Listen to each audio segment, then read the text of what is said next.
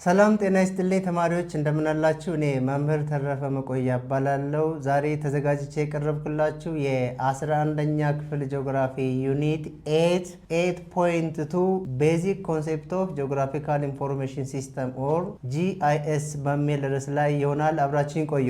8.2.1 ጂኦግራፊክ ኢንፎርሜሽን ሲስተም ኦር ጂአይኤስ GIS ምን ማለት ነው? What is GIS? GIS is a computer-based system used for capturing, storing, checking, retrieving, manipulating, analyzing and displaying geospatial data.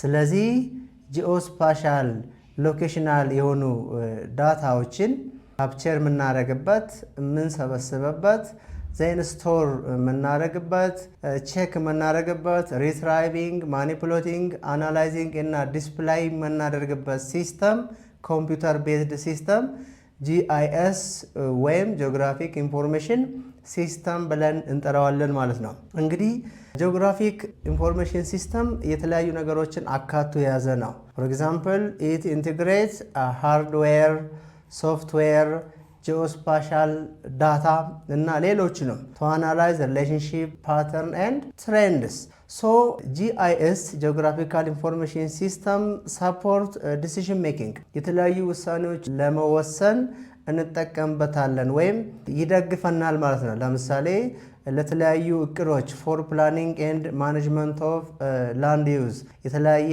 ላንድ ዩዝ ፕላኒንግን ለመስራት ለላንድ ዩዝን ማኔጅ ለማድረግ ጂአይኤስ ይደግፈናል ማለት ነው። ሌላም ፎር ፕላኒንግ ኤንድ ማኔጅመንት ኦፍ ናቹራል ሪሶርስ፣ ኢንቫይሮንመንት፣ ትራንስፖርቴሽን፣ አርባል ፋሲሊቲ ኤንድ አዘር አድሚኒስትሬቲቭ ሪከርድ እና የመሳሰሉትን ውሳኔዎች ለመወሰን እቅድ ለማቀድ ማኔጅ ለማድረግ እና ስራችንን በተገቢው የሚያቀላጥፍልን የሚያግዘን ወይም ስራችንን በጥራት እንድንሰራ የሚያግዘን ኮምፒውተር ቤዝድ ሲስተም ጂአይኤስ ብለን እንጠራዋለን ማለት ነው።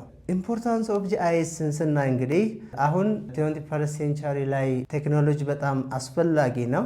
ስለዚህ የጂአይኤስ ጥቅሙ ይሄ ነው ተብሎ ባውንደሪ የለውም። ጥቂቶቹን ለመጥቀስ ያክል GIS integrates complex and diverse information into a simple and illustrative map. ምንድነው? ኮምፕሌክስ እና ዳይቨርስ የሆኑ ኢንፎርሜሽኖችን በሲምፕል ኢላስትሬቲቭ በሚሆን በቀላሉ ሊታይና ሊብላራ በሚችል ካርታ እንድናሳይ ወይም ሪፕሬዘንት እንድናደርግ ይጠቅመናል።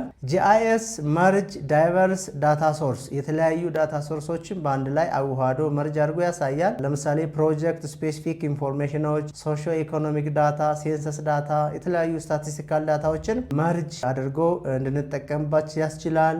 GIS ፕሮቫይድ ኤ ፕላትፎርም ፎር ክሪቲካል ዳታ ማኔጅመንት ኤንድ ዲሲሽን ሜኪንግ በጣም ክሪቲካል ለሆኑ ዳታ ማኔጅመንት እና ዲሲሽን ሜኪንግ ፕሮሰሶች አመቺ የሆነ ፕላትፎርም ይቀርጻል። ያም ፕላትፎርም እኛ እንድንጠቀምበት ይሆናል። GIS አድሬስስ ፋንዳሜንታል ፕሮብሌም ኤንድ ኢሹ በጣም ወሳኝ የሆኑ ችግሮችና ጉዳዮችን እንድንፈታ ያስችለናል። ጂአይኤስ ለምሳሌ እንደ ክላይሜት ቼንጅ፣ ፉድ ፕሮዳክሽን፣ ናቹራል ሪሶርስ ኮንሰርቬሽን እና የመሳሰሉ ፕሮብሌምና ኢሹዎችን ሶልቭ ለማድረግ እንጠቀምበታለን።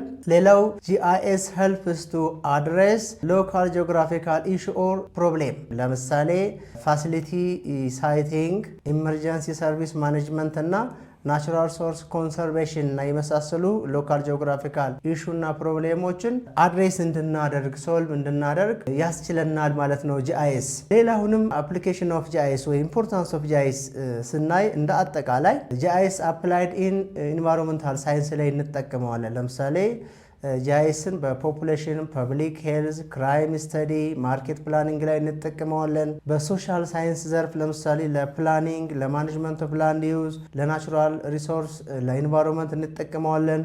በኤጁኬሽን ሴክተር ደግሞ ቲቺንግ ኤንድ ለርኒንግ ኢን ጂኦግራፊ ዊዝ ስኩል ላይ ጂአይኤስን እንጠቀማለን። ለምሳሌ ጂአይኤስን ተጠቅመን ካርታ፣ አድሚኒስትሬቲቭ ባውንደሪዎችን፣ ስተዲ ኤሪያዎችን የተለያዩ ፊዚካል እና ማንሜድ ኤሪያዎችን በካርታ መልክ ሰርተን ለማሳየት ጂአይኤስ እንጠቀማለን ማለት ነው በትምህርት ዘርፍ። በዲሲዥን ሜኪንግ ደግሞ ቅድም ባለው መሰረት ኢት ፕሮቫይድ ፕላትፎርም ፎር ፕሮጀክት ፕላኒንግ፣ ሞኒተሪንግ፣ ሪፖርቲንግ ኤንድ ዳታ ሼሪንግ ፐርፐስ እንጠቀምበታለን ማለት ነው።